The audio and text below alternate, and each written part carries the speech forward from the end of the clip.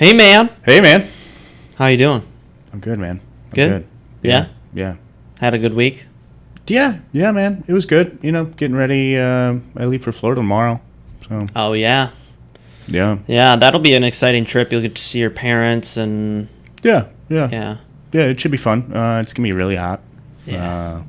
But, you know, I haven't seen him in a while, so that'll be good. Yeah. I think that's one thing people like forget about Florida is that it's like really, really hot in the summer. It's like less green down there because everything's Oh, dude, it's miserable. overheated. Yeah. Yeah. Yeah. So, but it'll be nice, you know.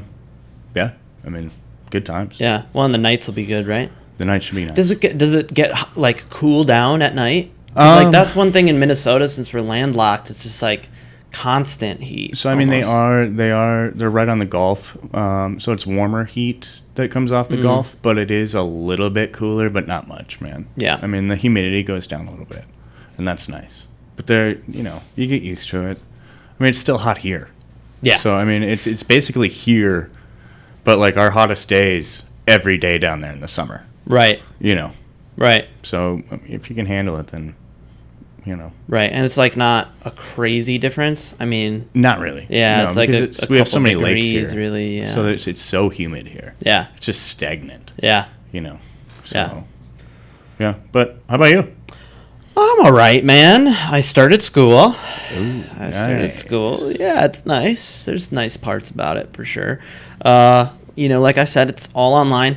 I've had to download all these different apps and additions and this link to here just to be in part of the class. So. Sounds really complicated.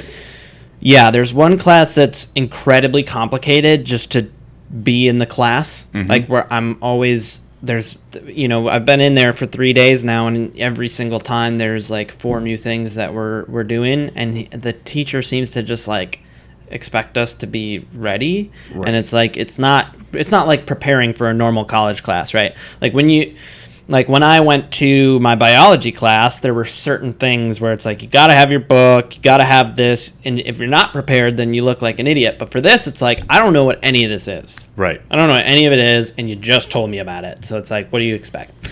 And then another class that I have, I have a professor for it, but I do not have lecture times. So I have just a bunch of videos, and videos, and it's all up to me. Wow. The whole scheduling, the whole timing is 100% up to me, which, it's like I have a decent work ethic, but in terms of like I don't know how to organize my time on that level for a class like that. Well, and to organize even doing online classes to start with. Yeah. Like I don't think I would have been able to do them. Yeah. Like, I wouldn't have had no motivation, and I would have worked all the time. So it would have been like, okay, Well, that's part of it for me. I started with that thought process because like I actually had to start doing this last semester. Right at the end of last semester, it was all cut down. Right, cut down to the bare bones, and then you're sent home and you're not coming back. And I was like, oh my God, I didn't sign up for this. And like, I still haven't signed up for it. Now I'm a little bit more used to it, so I know that it can be done. But I'm hoping that I can start to, figure something out, man. It's very, very stressful. Very stressful. Interesting. Yeah, well, let's get into the episode, man. Yeah, man. Yeah. Hey, welcome to Minnesota Well Done with Seth and Christos. I'm Christos. I'm Seth. It's nice to have you guys back. We have a couple interesting things going on. Yeah.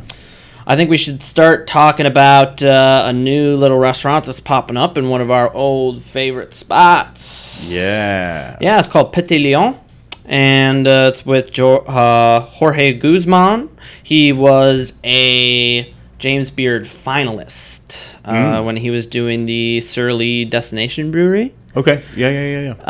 And then Ben Rion of Lynn 65, Centro, and Popovo. So those are all actually really, really good restaurants. If you haven't tried them out, those would be good ones to try out. I don't know, what their current situation is with COVID and stuff like that, but I don't either. If you are going out and you are looking for a good place with good food, all three of those are great options. And then the guy working the bar is barman Travis Service. The last place he was at was Meteor Bar. Okay. Yep. And then I've never been to Meteor Bar. I haven't either. I mean, but I'm not a big bar guy. So. Right. I mean, I know they do mocktails and stuff, so it might be kind of cool. Oh yeah. But I just have not been there. I think they're slightly new. Yeah, within the last few years. Yeah. Well, it's that's what they put as his thing for. That was the last place that he was at. So I'm starting to think that maybe it's a place worth checking out. If they have mocktails, I'll totally go with you, man. Yeah, and I mean, and Meteor Bars, I mean, they're it's like from my understanding, it was like a speakeasy of sorts. Really high influence craft cocktails. Okay. So. Sick. Yeah, and I mean, these days they all do mocktails. Yeah. Because that's what's in right now. Yeah, well, there's like places that they're opening that only do mocktails, or at least I've seen articles. Maybe not in Minnesota, but the last months of Marvel Bar, they just only did mocktails. Yeah, and that I thought was awesome. Yeah, because it's like to take your whole menu and turn it into that is cool. Yeah, like I agree. Sorry, like we're totally doing the like prohibition thing. Yeah. I think it's cool. I think it's a great idea. Yeah, I think it's a great idea. Yep. Definitely cleans up some of the riffraff, if you will. You know what I'm saying? Because there's many times where it's like I don't want to go to a bar just because I don't want to drink. It's like I don't want to go to a bar because some of the people that are drinking. Right? I mean, I go to shitholes. So I mean, I love my favorite bar in the city is the Terminal. I haven't been there in years, but I love that place. It's just a hole in the wall. Yeah. You're probably gonna find a bug in your whiskey. Yeah. But I feel like a place like that is like a little bit more people who can hold their liquor, right? Whereas like a place where everybody's going for craft cocktails and they have one craft cocktail too much, and all of a sudden you have some, for lack of a better word, Karen who's complaining about something. Whereas you go to a hole in the wall, everybody knows why they're there. Well, right. You know what I'm saying? And I mean, it's. I think now, and that I say that, it's like that kind of bar is also a hipster bar. So you're just gonna get tons of hipsters. Yeah. Yeah. And I mean, no one else but hipsters are gonna go there because you're just gonna get looked at. Yeah, that's true. It's a very interesting aesthetic because it's like completely based on other like not being other aesthetics, but it's completely recognizable. You know what I mean? It is. It's a weird thing. Yeah. Yeah, and people just don't like it. No. People don't like it. Hipsterism. Yeah. I don't even know if that's what you call it. Hipsterism, yeah. Yeah. Well, we're coining it for the show. We'll come out with T-shirts. I'm telling you, I'm making a list. I'm making a list of good T-shirt ideas, and when we'll be ready, we'll have a whole buy set. the screen printer. Set it up in the corner over here. In this huge room. Just like, oh, that's a good idea. Man,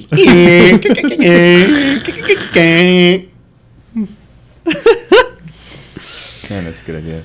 I do have to say there's one other chef on this list, Dan Manasak. I don't know much about him, but he was at Blackberry, he was at Lynn 65, and he's part of the restaurant group that's setting it up. He's just the last in the list. And I mean, Blackbird is a gorgeous restaurant, so they're probably going to make it beautiful. Yeah, well, it was a gorgeous spot, and it was a great menu. The food was always high quality, technique driven. It was always a good spot to go to. Yeah. I know that you were thinking about working there for a while, right? Or for a short stint, you went in and did an interview and stuff. Yep, I talked to him. It just wasn't for me. Yeah. And at that point, it could have been the second owner because I know they changed hands. And I know the food quality kind of shifted after that. Yeah. And it just wasn't for me. The food quality shifted for the better after that? I don't think it did. Okay. Interesting. Yeah. Because I remember I was gonna work there too. I mean, I wasn't gonna be like the head chef or anything, but it was when we were at Craftsman. So we were leaving Craftsman, and we kind of the writing was on the wall, so we all kind of had time. our plans, and Yeah. I think you and Mike went to the Lex, and Yep. that was one of the places that I was looking at, and I ended up at It's Greek to Me instead. I'm happy that I made that choice, but I can say that Blackbird was a gorgeous restaurant. It was somewhere that I would have loved to work at. It was just so cool. Yeah. Like, that's why I wanted it. Like, it was like, oh my God, like, this is awesome. Yeah. Like, Yeah. you know.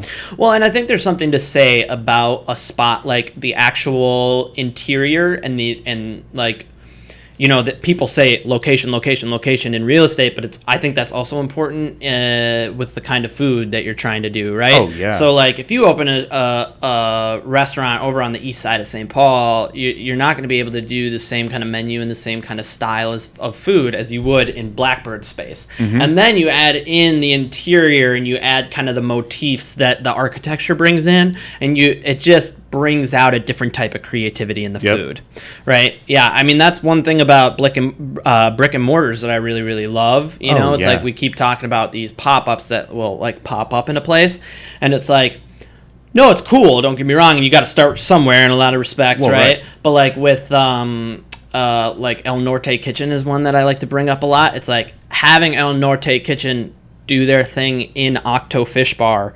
It's just like the aesthetic is off. You know what I'm saying? It's great food, beautiful food, and like a picturesque food, in fact. And it's very, very, very delicious. But it just something feels like in the ether is just slightly off. You know what I'm saying? Now, going back to the Blackbird, you know, when you go in there, have you ever been to the sample room? No, you told Northeast? me, you've asked me to go there multiple times. I've never made it. Well, first out. off, the charcuterie. I mean, they're hands down, charcuterie's fucking fuego. Right. But the inside of it kind of reminds me somehow of Blackbird, because you walk in, it's just small and cozy, kind of just, you know, brick walls exposed, and it's just like an eatery. Yeah. You know what I mean? No, I get what you're saying. We got to go to the sample room. Well, let's go to the sample room. Let's go to the sample awesome. room. Let's like record a Patreon episode where we go to the sample room. Yeah, because actually they do a little beautiful like little thing with the sample room. They actually let their cooks do the menu. So they give like what do you mean, full, like their line cooks? Yeah, oh, like cool. they like hook it up. Like they're like, hey, very you know, inclusive. very creative. Yeah. You know, blah blah blah. It's super cool what they do behind the line, and it's a very small line. I love to hear that. It's probably like as big as this. Like it's small. Yeah. Like, but they do amazing work. To be honest with you, the places that I've worked that have tiny little lines are the best. Yep. Victory 44 the line was the size of this table. I was gonna say, I think it's the size of this table. Yeah. Is like you walk in, people and are like, there it oh, is. the size of that room. No, the size of this table. You fit 3 guys on, and you have like your station is like this. Yeah. But it allows you to really kind of just eviscerate eviscerate everything. Like everything is so, you don't have to walk all the way over here and then hit the fryer over here and then make sure this is cool on the laptop, the flat top. Everything is right in front of you. Yep. Yeah, I it's agree. Awesome. It is totally awesome. Yeah. Man, I can't believe you haven't been there. We gotta go. No, let's go. Let's go and let's do something. We'll do something for the Patreon for it too. Because we don't have to necessarily do a tasting, but I haven't we'll do met the new for chef there, but I heard is doing great things. Well, and if they're doing the having their line cooks set the menu, I think that people are like, oh, okay, yeah, they're treating their people well. Okay, that's cool, but like, how does that affect me? I think that people don't really realize that when you have your line cooks invested in the food, everything comes out better. Everything comes out better. Like, if I'm making food, somebody else's food, that it's different if I like really appreciate the person. Like if I look up to the person, they're my mentor. That's one thing, right? Like I want to do their food perfectly. Yep. But if I'm like not really heavily invested in the food and I'm just there to do it, it's like my my sear isn't going to be as well. It's like, I Right. think that it was actually one thing at the Lexington that they had a problem with, was why part of the reason that they had such a high turnover is that they didn't have any creative input, like really on any level, right? The menu didn't change over too much. Like No. I mean, we it's a talked to supper Jack club. about it. He designed it that way, right? Yeah. I think that was part of the reason why he had such a high turnover, is because people weren't invested in the food that were making it. Right. You know? And I mean, there was only limited specials. Yeah. Yeah. So, I mean, in terms of what they're doing over at Sample Room, right? Sample room. Northeast. That sounds amazing. So, is it kind of like what the strip club was? Do you remember the strip club? See, How it was like you opened a curtain and it was like a different, because it was like in the middle of the east side, Oh, right? yeah. And then they kind of had like this curtain. I only remember going in there for drinks. Yeah, but do you remember the inside at all? Oh, yeah. Yeah. Is it similar inside? Similar. Yeah. Yeah. Yeah, I loved that. I loved that place. I mean, yeah, you just walked in and it was in the back corner was where the action was. But it Yeah. was cool, man. Yeah. Super cool. Like, Yeah, so in terms of like all Petite Leon, the place where that's going into Blackbird's spot, Yep. it's a 6 spot. You have awesome people going Awesome. into it. Awesome who people. it's like the amount of creativity that's just in the top bar there. It looks like it's going to be great. yeah. Looks yeah. like I'm excited about it. Yep, me too. Yeah. Me too. I want to go. So, Yeah, we'll have to check that out. We'll have to check out the sample room. Yeah. And yeah, dude, that's one I'm real excited about. yeah, man. All right, man, let's take a break and then we'll get back to things. Let's do it. Sound good? Yeah, man. Cool. All right. What is happening outside, dude? What? I'm just ducking just in case, I think we're good. We're on the 3rd floor. Yeah, I mean, We're good. you never know. Man. That was a You never know. 7-second horn. Dude. How like, for one, here's the thing. What are you going to do when you're behind the wheel of a car? You're either going to hit the person with your car or you're going to honk, right? So, like, what do you think is going to happen from your horn? Nothing. You're a little bitch. I is what do it like is. that they don't honk as much up here. Down south, it's like a protocol. Like, you just honk. Like, the light doesn't even turn green yet. It's like And they're about to turn honking. green, and they're just laying on the horn because they saw it on the other one. They're like, oh yeah, understand green. I don't understand that. Man, I mean, like, I understand a little bit. There's places that I've, like, when I drove to D.C. when I was younger. We went for some, like, rally or something. Mhm. And out there, they, like, communicated with their horns, Yep. right? Like, on the road, right? You knew when people were coming and what they were doing. We had no idea what we were doing because we just don't do that, I think, in the Midwest really at all. and that maybe is why they do it down south. Yeah. A lot Like of East Coasters go down. Yeah, like a communication kind of thing. Yeah, Yeah. yeah. But, I mean, that wasn't communication. That was just, like, That was fucked up. That was fucked up. it's just stupid. Yeah. All right, let's get back into the episode, man. Yeah, man. I want to talk to you, Oh man. specifically you, Oh jeez. about pasta. Pasta. Yeah, man. I think that people, like, they get, well, at least line cooks, they get intimidated when they have, like, all these different types of pasta, and you got an extruder, and you got a hand, and it's like, there's a fairly simple process, and there's different shapings of stuff. Yeah, I mean, there's a lot of shapings. Yeah, and so, tell me a little bit about the shapings and how you feel about them, because, like, a lot of people are like, it doesn't change the flavor of stuff, it doesn't catch sauce differently, you use this shape with this sauce. Does that hold any water, right? Like, I believe it does. Yeah. I believe, if you have orchetti and then like I don't know, a spaghetti, yeah, you're gonna have more sauce is gonna stick to the ear. yeah. Yeah, I'll say with Torquio is a big one, right? Like, if I'm doing like a butter sauce, right, instead of like a cheese sauce or like a thicker cream sauce, I'll definitely use Torquio because So torquio it's like torqued, right? Yep. And it literally catches all of the sauce, especially if it's thinner. It gets stuck on all the different ridges, and then it actually physically kind of like cups some of the sauce. So when you could use a fork and you still get a bunch of that like thinner butter sauce. That's nice. I personally like the Ghirardelli or Garganelli kind of thing. Oh, Garganelli, yeah. So what shape is that exactly? So it's like basically it's kind of like a penne, but then kind of flipped. Yeah,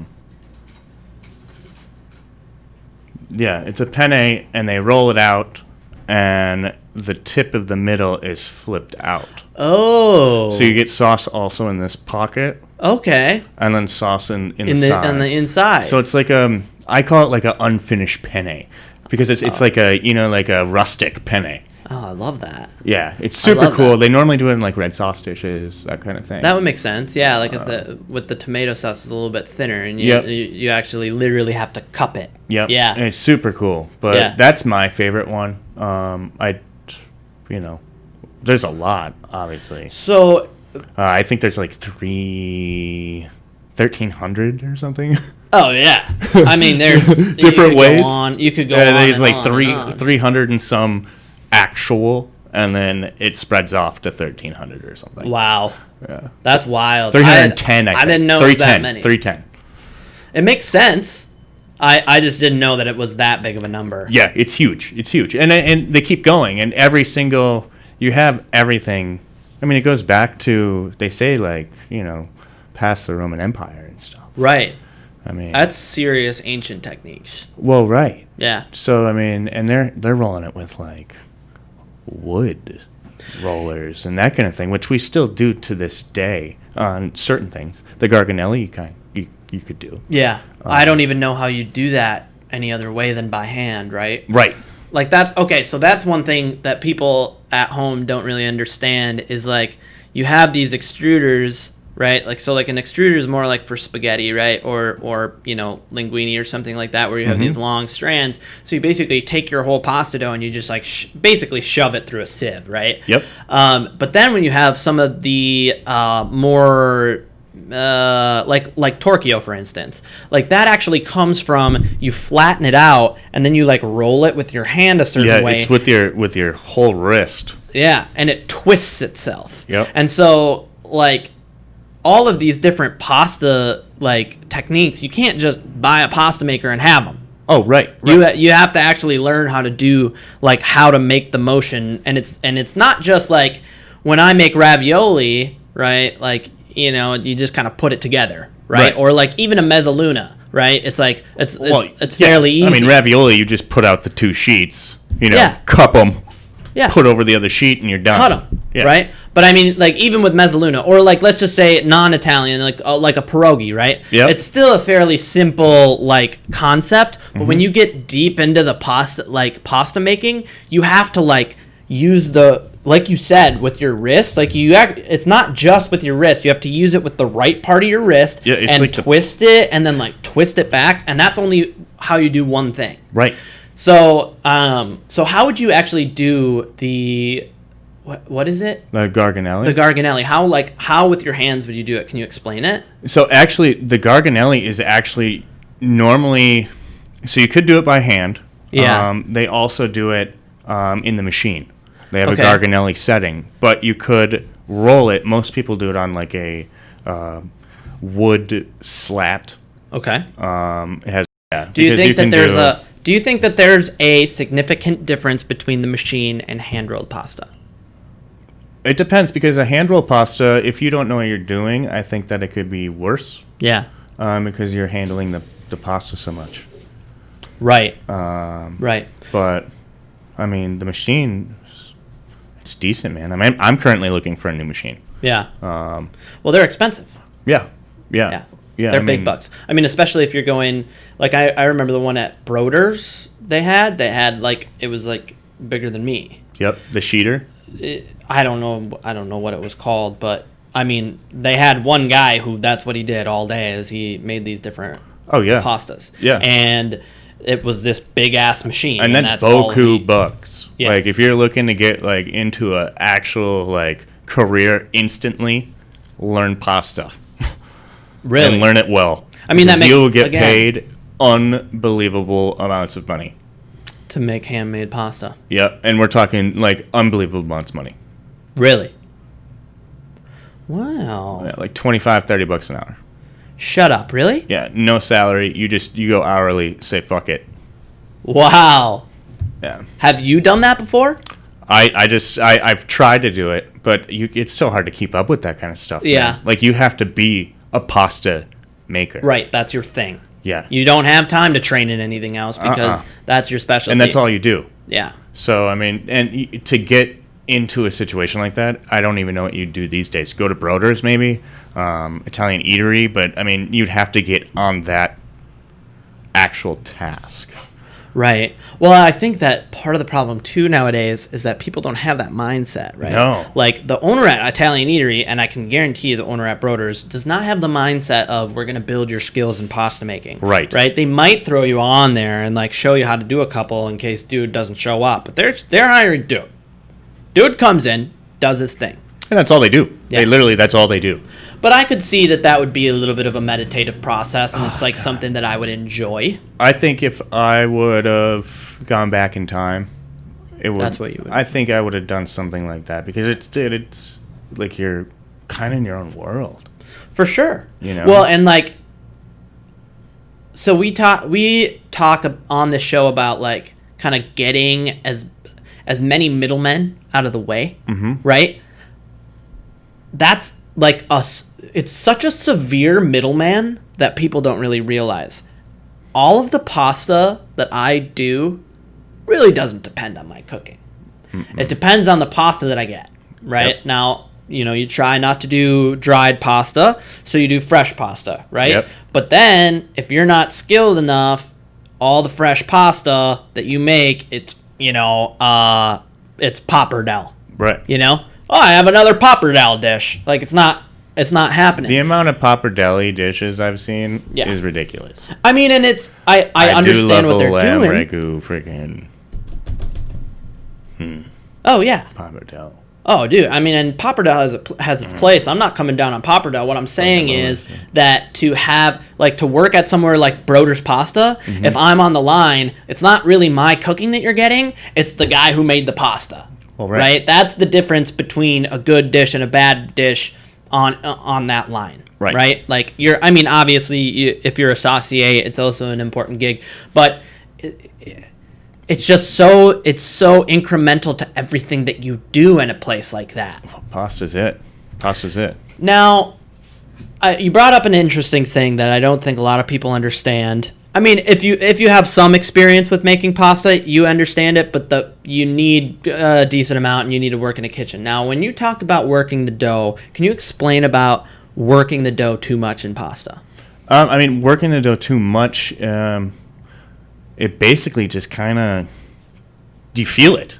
Yeah. So when you're working it, you work it enough. If you're using a Hobart or something like that, you work it enough till it's rough, and then you do it by hand. Yeah. Just so you can feel it. But as soon as it gets too tough, you're kind of up shit creek. Yeah, because what people don't really understand about like gluten and the creation of gluten is it's actually the mixing of two different chemicals. I forget the chemical names right now. I don't know either. But it's actually these two different compounds, basically, and that's why you need dough, right? Like you're creating that gluten by mixing those two things together with pressure, and you do the same thing with pasta. Yep. So once you overwork it, it becomes this over glutenized piece of garbage. It's garbage, and you'll know right away, especially if you're tossing it into a sheeter or as soon as you start working with it, you're fucked. Yeah. You just know. And yeah. You might as well just start over. Which, doing a dough doesn't take long at all. Yeah. You have to let it set and stuff like that, but whatever. How do you feel about freezing your dough when you're doing fresh pasta? I don't.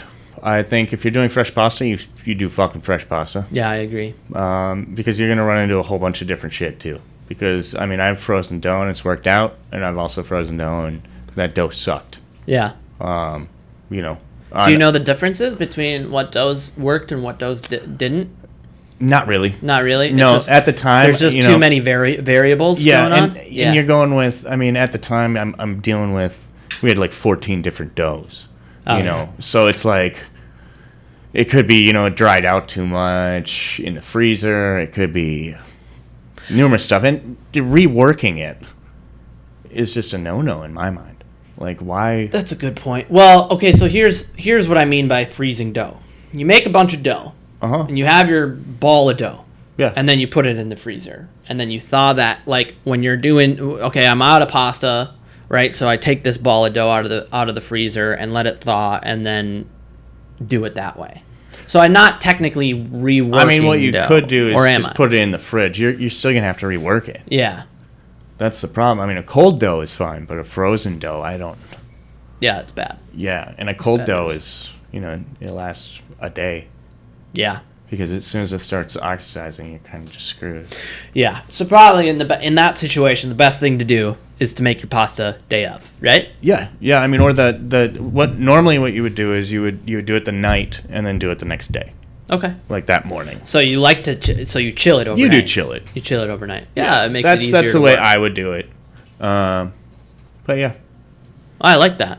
Now, for different shapes, is it better to have different doughs? Is that, like, when you said you had 14 different doughs, did you just mean you had 14 separate doughs and they had their thing? Or do you mean they were actually different flours. Yeah, all different flours, yeah. Different flours, the double O, you got all sorts of them.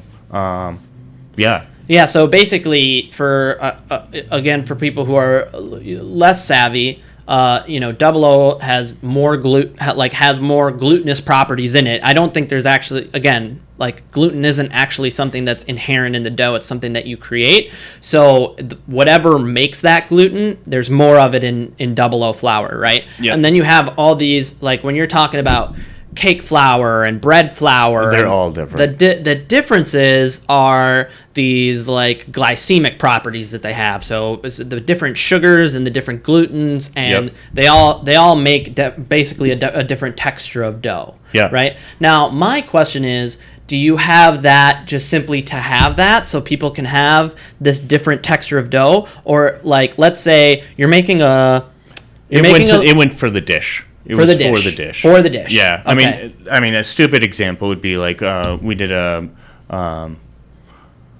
squid ink linguine. Okay, so you'd have squid ink. Yeah. But on the other hand, that squid ink would be Double O instead of, it's lighter. Instead of it's AP. finer. Yeah. It's a finer flour. Okay. So like a AP or something like that, you could do a pappardelle with that if you wanted. Yeah. Because it's a heartier noodle. Yeah. Yeah. But then if I wanted to do something, so, like, let's say the difference between a pappardelle, right, and I'm trying to think about, and like an angel hair, right? Mm-hmm. Then you'd use different flours. Oh yeah. Right? Because you're getting a whole different texture. It's for a whole different purpose. Yep. So you actually change the dough. And that's another level that I think people don't really appreciate when they go to these pasta bars and there's these different pastas. Yeah, I mean, and it's understandable. Totally. I mean, like that. I've probably learned a couple things just by this conversation, and I've been worked in these places for years and years and years. So it's like, I just think it's something cool. Like, when you go to really appreciate a good pasta is like it.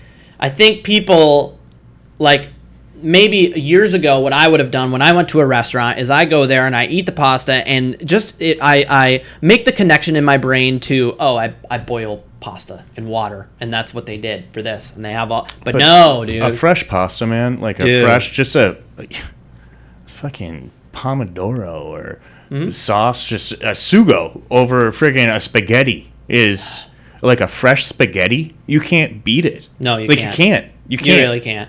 Like, it is amazing. I saw my whole deal with David Chang, right? Mm-hmm. Mm-hmm. So he had an episode of one of his shows, and I don't know what I can talk about and what I can't talk about, production and all that. But he had something where he was trying to, like, compare Korean, like, the dumpling culture and, like, the way that they make dumplings to Italian pasta. And I'm like, wow. It's just, you're being so reductive of the entirety of what pasta really is. Because think about all the things that we just talked about, right? Shaping. Mm-hmm.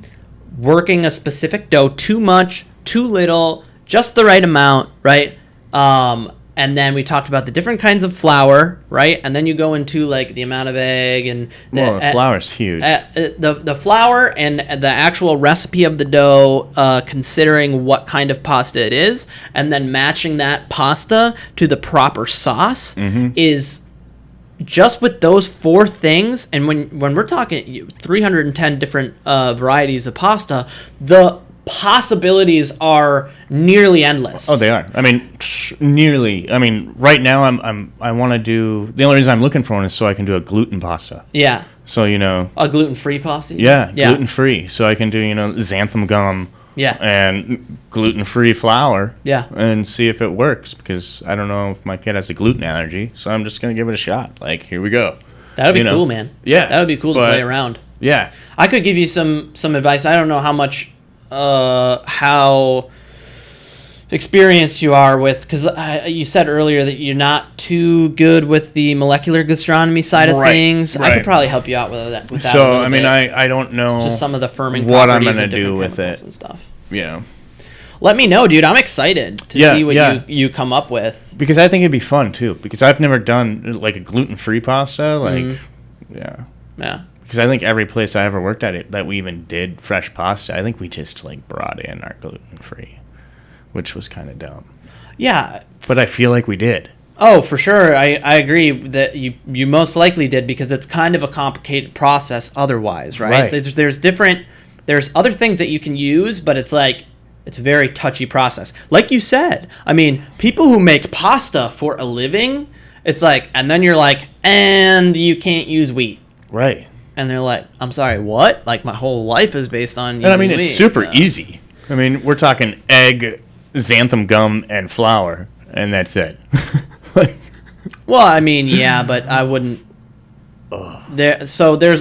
Here's how I would suggest that you go about it. Now, obviously, I'm not telling you how to live your life, but I think you might be. I am a little bit. I think that just xanthan gum and egg is probably a mistake. Yeah? I think that you should find another like grass-like vegetable, or like some other kind of flour, like coconut flour, for instance, or almond flour, or I actually have coconut flour. Yeah, so you use coconut flour, and then to kind of accommodate the lack of gluten, that's what you use the xanthan gum for. Because xanthan gum just turns into fucking slime. It does. Real quick. Yeah. And like, if you just have the binding properties of eggs and xanthan gum, you're basically going to be like getting like, have you ever had like an old hollandaise? Oh yeah. Yeah, that's basically what you're going to be getting. That's gross. So, but if you use it on a non-glutinous flour, it kind of like mimics the binding properties of gluten, and that's what you use I knew that for. Huh. I might have to give it a shot. Yeah. I'm excited to see what you come up with, because you always make good food, and pasta's kind of like your specialty. Is there anything else that so there's like filled pastas too. Now, I only know a couple of the filled pastas. Are you big on filled pastas? Not really, man. I'm not really either. I mean, I like pierogies, right? Well, pierogies. But that's a different thing, right? Because you use potato in it, and it's like this nice fluffy thing, and like you don't want to mess with the filling too much, because it's really about that nice, like, it's like a mashed potato dough kind of, like manicotti, dude, is fucking man, gross. It's like for real? What the fuck is it? Can you just phone it in? And not only that, do it right. Yeah. Like, it's not that hard. It's not that hard. No, it's really not. And it's really garbage every time. That's what I mean, though, is like, it's just kind of a phoned-in dish. It's like the guy who came up and like, we're just going to take a pasta sheet and roll it up. Like, put some raquitas in there. Like, Cassius is back with this manicotti, dude. Fuck Cassius. Oh, my gosh. Yeah, but I mean, that's how I feel about it, right? I totally agree with you totally on the manicotti. But, like, even raviolis, it's like, unless you have... I like, like a really nice... I mean, I do like some raviolis, but it has to be homemade. It has to be just right. I've made I've been in the position to make various raviolis, right? Like we have something left over, and it's like, what are we gonna do with it? It's like, well, we have lobster tails. Let's cut them up and put them in ravioli before they go bad or something. Do a special like that. It just never really turns out, dude. It never really turns out. You gotta go basic with the ravioli. You gotta go like a ricotta and maybe some other kind of cheese. Yeah. And like once you start getting really complicated with your fillings, it becomes, I don't know, just covered up by the pasta. Like the mushroom black truffle ravioli. Yeah. Yeah. Talk about like a waste of a fucking beautiful ingredient. Like, come on, dude. I think some of it is like maybe a lack of experience, or like they've seen it and they think, oh, black truffles, I know how to make ravioli. Let's mix them together. Right? I'm not trying to hate on the people that do that. I think that it just needs to be something like that needs to be elevated farther than ravioli, man. Yeah, there's so much that you can do with truffles, and once you encase it in pasta, and then you're gonna have some kind of sauce on it. What is inside that ravioli is not going to shine. So you should use it either for something else, or you should have like just like a straight Bermonte or something like that. I love a nice Bermonte. Dude, gnocchi with Bermonte on it is like the best thing ever. Dude, it's really, really good. I'm gonna do a little side thing on Bermonte because I'm all about this. I'm all about the sauce. Love the especially sauce. The basic stuff. I make a huge thing of Bermonte every day that I come to the kitchen because adding it to anything that I can add it to, right? I do the same thing. Warms up the flavor. Uh-huh. It totally smooths out any kind of like textural problems that you have in any of your sauces. I learned that from a chef at some point in my career. Yeah. But it was just like, this is, just make a giant batch of it. Yeah. Because I remember them saying that, and they're like, because you're going to want to use it in everything. Yep. Like, this sauce is too thick. Okay, I'll add a little bit of Bermonte. Oh, this tomato sauce is just not clinging enough. Oh, add a little bit of Bermonte. And honestly, a little key thing, a little tiny bit of xanthan gum in there. Oh, yeah. The sky is the limit. Yep. The sky is the limit with that. Mm-hmm. Yeah, dude. Oh, man, we talked about pasta for like 25 minutes. I love it, dude. Yeah, man. That's what this show, that's what I'm excited about this show, because I've learned a lot. I know that people on the other end are going to learn a lot. And we'll do some pasta stuff. I'll do a video on the gluten thing when I do the gluten pasta, just for fun. Yeah. I mean, for sure, man. We have all this. We have all the equipment. We have all the setup. Yeah. It's just a matter of getting it. When it's fine. We don't want to put out shitty products. Right. So we'll wait till the kitchen's remodeled. Oh yeah, dude. That's gonna be sexy. All right, dude. Let's take a break and come back. All right, man. Hey, everybody. I have a special Patreon mention today. We have mugs ready to go out. We're ready to send them out to all our $20 Patreon members. We have not yet gotten all the addresses for them. Right, Seth? True. Yeah, so if you can email us at minnesotawelldone.com. Or you can contact us through the Patreon. You can. I'm not sure the specifics of that, but yeah, you can contact us through the Patreon. It's not a problem. And just give us your information so we can either send you the mug or drop it off, because we want to get you this stuff. We really appreciate the support. We just want to make sure that you get your money's worth. Also, for anybody that isn't at the $20 level, you're not going to get all of the cool accoutrements, but there are other tiers for you to do. So go on to patreon.com / Minnesota Well Done, all one word, and you can check us out and see what that site is all about. Thank you.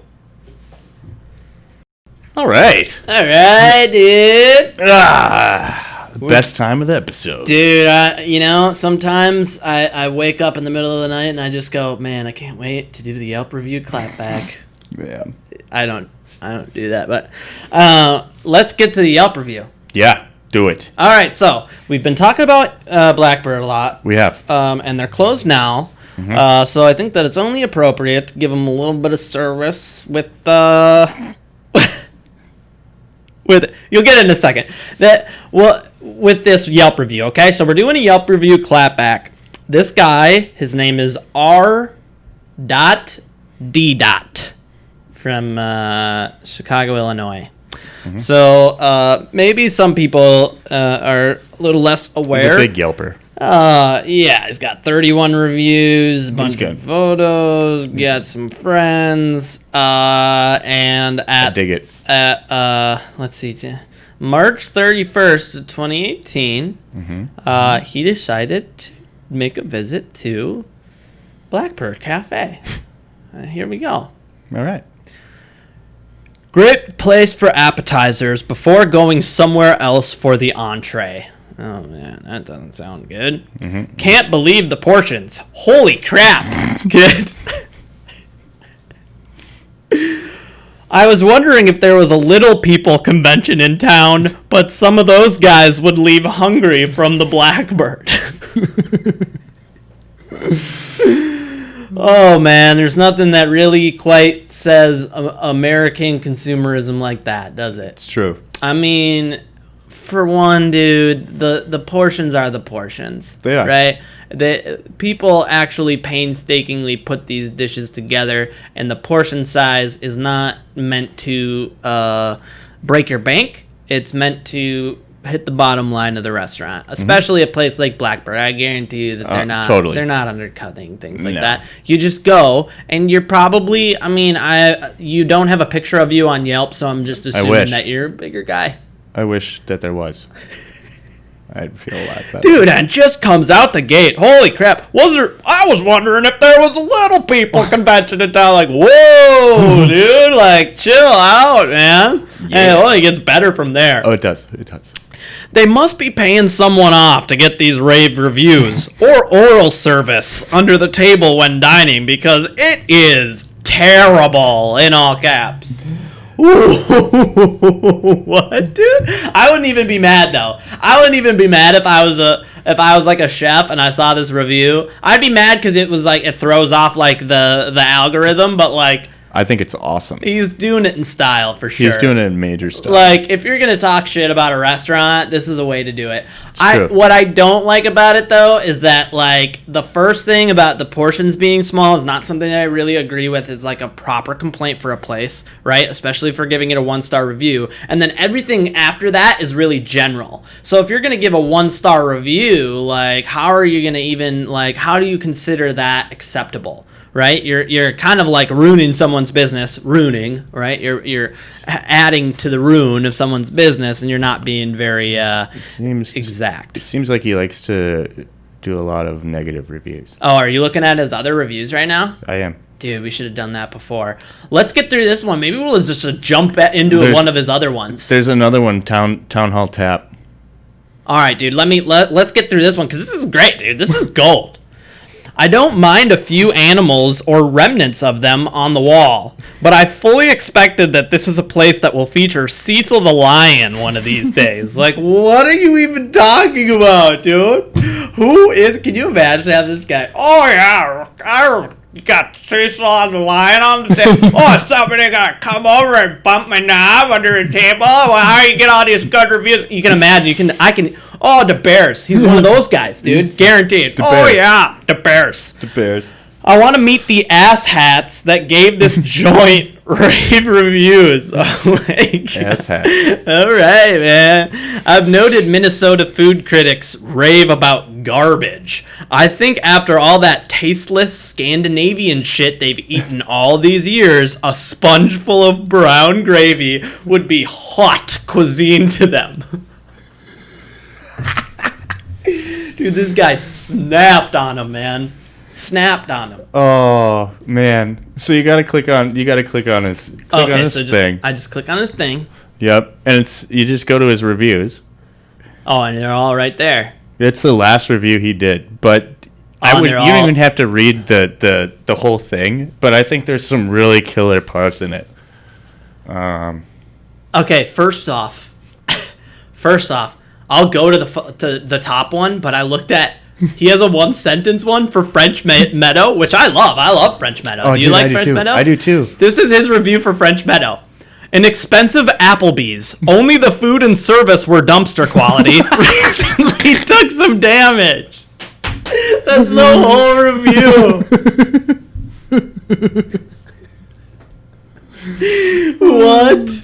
Oh my god, dude. Oh my god, I'm looking. Okay. Wow, this is a long one, dude. You don't have to read the whole thing. Just, you could stop. Let's just stop when we stop. Yeah, you'll see when you want to stop. I already see it. Okay. I happened to be in town over the holiday near this joint when I really had a taste for a cold brew. This is for Town Hall Tap, by the way. On Chicago Ave. I love Town Hall Tap, by the way. The front looked cozy, and there was a young couple sitting at a sidewalk side table. They required masks, so putting mine on, I went in. It was cool, dark, and empty, except for 2 female staff at the door. There was a couple hidden near the far right corner and 2 men sitting at the bar occupying about 1/5 of the bar. The rest of the bar towards the kitchen was empty with no stools other than the ones where I was sitting. There were an additional 2 staff in the kitchen. Those were the only persons besides myself in this big space. Nice. The staff greeted me and I said that I wanted to sit at the bar. No can do because of social distancing. Okay. I said that I would sit at the farthest end of the 4/5 already empty bar. That was all in caps. He was angry about it. Far exceeding the social distancing requirements. Like, he knows the social distancing requirements, dude. You don't know. Just because it says 6 feet. For one, did you measure it? No, you didn't. No, and that bar's not really all. I mean, it's okay, I guess. Here's the thing, dude. It doesn't matter what you think is the proper... It's like, for one, the things change, pretty regularly. We're still learning about it. Mm-hmm. What they say goes, right? And they will get fined, and they will get the... Yeah. So shut the fuck up about that shit, dude. It's ridiculous. How dare you? Anyways, okay, go back to it. I said that I would sit at the farthest end of the 4/5 already empty bar, far exceeding the social distance requirements. Nope. Couldn't do that either. Oh, man. Dude. Is this gonna start getting dark? Does it get dark? Oh, dude. They motioned me to a small high-top table by the wall. Screw it. I was thirsty, even if it was cramped. So I sat down. Now, you just said there was no people in the restaurant, right? I'm just breaking apart this dude's logic, man. And you gotta this happened early July. Oh, dude. So this was early right July. When people were getting back at it. Yeah, right, getting back at it, and he seems to be very pissed off about the masks. What day is it? Because they just got things reopened at dude, this is right when it was the date of reopening. Mm-hmm. Yeah. So he's coming in there like an expert on social distancing. What a guy. Okay. Then some... Oh, my God. Yeah, it gets real crazy. Then some chirpy little chippy with the usual pasted-on, meanie-soden happy face comes over with a binder and pen all ready to take notes. She says, "Hi, can we have your name and address?"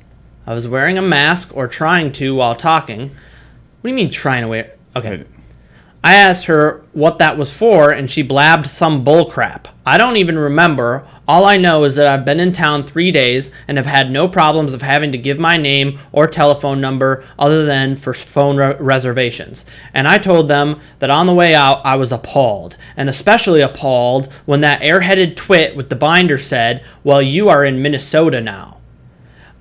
It changes due to where you are.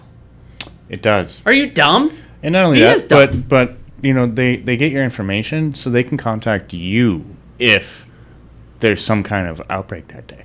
Yeah. It's for your safety. Yeah. What do you think they're doing, man? Yeah, they don't care about you.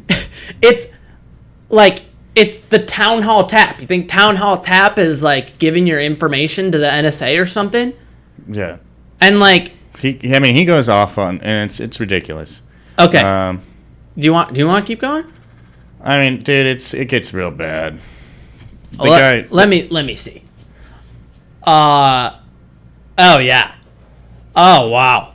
Yeah, I'll call this dude out. Fuck this dude. All right. Stupid twat waffle didn't even hear what I said, and even if she did, you don't lip off to customers, especially when you screwed up. Fuck you, dude.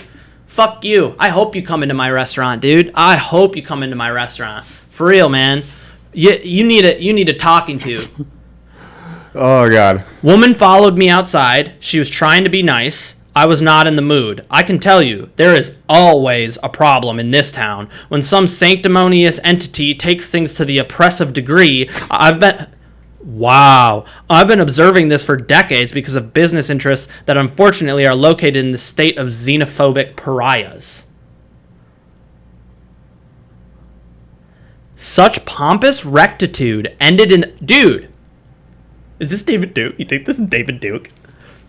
It's just David Duke on... Oh my God. Such pompous rectitude ended in the slow execution of a black man just 10 blocks from Town Hall. That it happened in Murderapolis is no surprise. You're from Chicago, dude! What? Do you see he took a picture of the bar and those two dudes? Like, there's no room on either side of those guys, man. We'll throw it up. Yeah, we'll throw it up, man. I can't believe this shit, Guy's man. a loser. Go back, dude. It's like xenophobic, man. Yeah. Like, we're afraid of outsiders, dude. You're being ridiculous.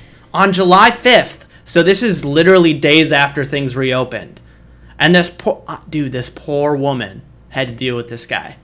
It's ridiculous. This is a look into, like, you know, you see these crazy people where they're like running into glass doors because they have to wear masks. Like, that's the kind of people that this is a look into their mind of like what's going through their head. Well, like, yeah, such pompous rectitude ended in the slow execution of a black man just 10 blocks from Town Hall. That it happened in Murderapolis is no surprise. Like, Chicago has the highest murder rate in the country for like years at a time. Well, it says, and like I just don't understand the logic. That's what I'm saying. It does say why you should read my reviews. Very straightforward, and I mince no words.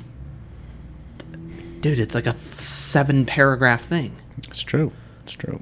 You used the words pompous rectitude like you're on 4chan. What the fuck is wrong with you, man? He said a lot of really shitty shit. I guess, yeah, because I didn't even think about it. It's like, you know, you think about twat waffle as like it's just kind of like a word that like kids use, but like he's using it like at a woman, so it would be a twat waffle would be a very offensive term. Horrible. Let's see what else. Oh, he even says then some chirpy little chippy.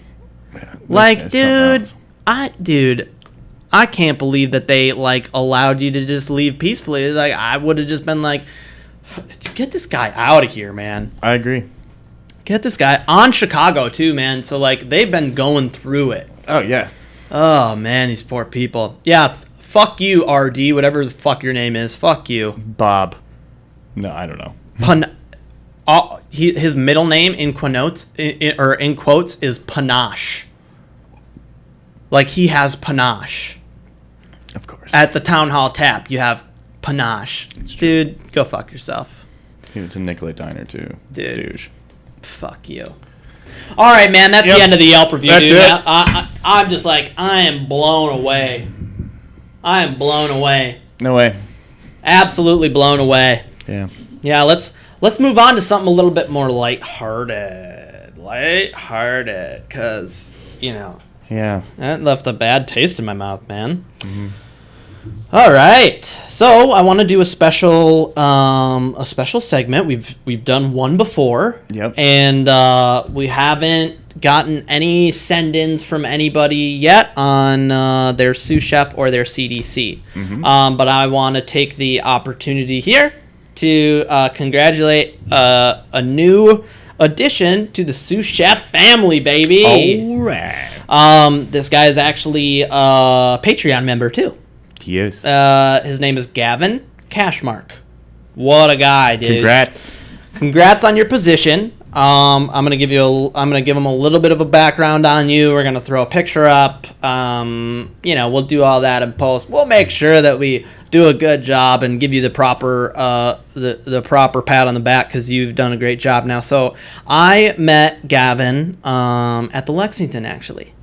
So it was the second time that I started working at the Lexington because I left for Broders and came back, and he started on Garmager, and I was working over on the grill and fish. So Garmager is way over there. I'm way over here on grill and fish, and you kind of like make your way this way. That's kind of how it works in that galley style kitchen. So one day, then he's all of a sudden on bar side where he's doing the burgers, and he's, they had a couple different things. It's not, it's not just bar food. You had a lot of, it's the flat top and the fryer. Yep.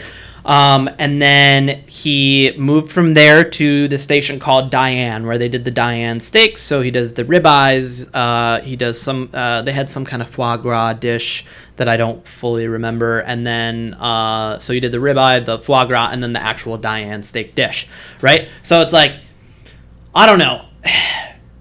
He rose the ranks real quick, and he killed it in every position. Hell yeah. And then after I left, you keep your ear to the ground and you listen to things that are going on, and I hear he's working every position. He's working up at the pass. He's working fish. He's working grill. Nice. He's working pasta. He's doing everything. And I'm talking to people like Solel, and she is like, yeah, he's killing it.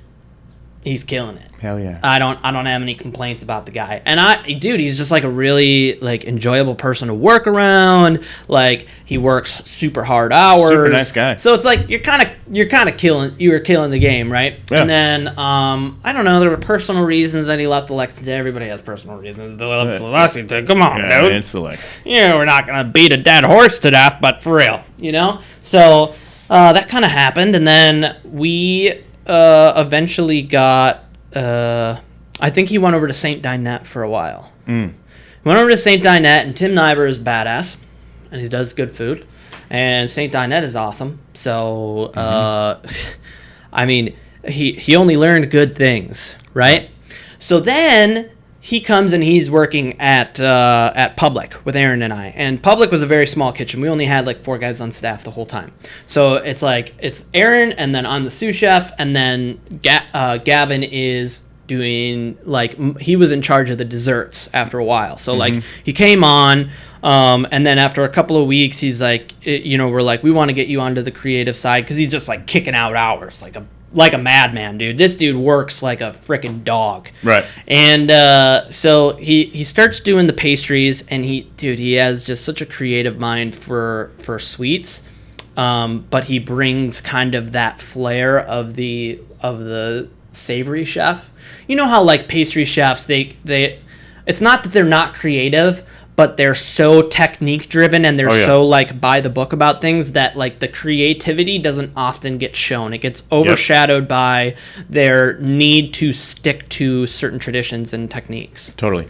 He didn't have that at all. Like he was coming from the line, right? He was kind of coming from the other side of it. And I don't even know where he learned all this shit, right? Well, I do kind of. Like I know the pastry people at the Lexington were all kind of like talking, and he just tends to be, he's a quick learner, but he's also very curious and investigative. So he, we're doing different gelées and setting it with agar, and like I'm doing fermentation at the time, so we're like adding that into the mix. We made this fermented blueberry. It was like a fermented blueberry whip. And he added sugar to it. He made sure that but it was like it had that tingle because of the bacterial fermentation of the blueberries, right? It was fucking badass, dude. And then I think he put that on. He put it on like a death by chocolate type of thing, like a flourless chocolate torte that he made himself. Then he made this. Cheesecake. It's like a non-cooked cheesecake, right? I don't remember. I don't remember everything about the cheesecake. I'm not going to go super deep into it. All I can say is that we were so killed it. We were so over the moon. Like to have to worry about pastry and to have to worry about desserts is kind of a pain in the ass. Yeah. Right? Totally. A lot of people are just like, let's just do cool cheeses, right? Not here, man. We had badass desserts. So then he worked in that position until public closed. It closed because of COVID. And then he started up at the Gnome with Aaron. And for a while, he was just there steady cooking. And I think just a few days ago, he made the leap to sous chef. And dude, there's nobody that I know that is more deserving of that position. I'm super happy to see him in it. And we're just giving you like a super big shout out on the show. Oh yeah. We love you, man. That's it, dude. I think that's it. All right, man. What an episode, dude. I had a really good time. I think it was good. I'm liking the direction that this show is going, and we'll see you guys next week. Yeah, see you guys.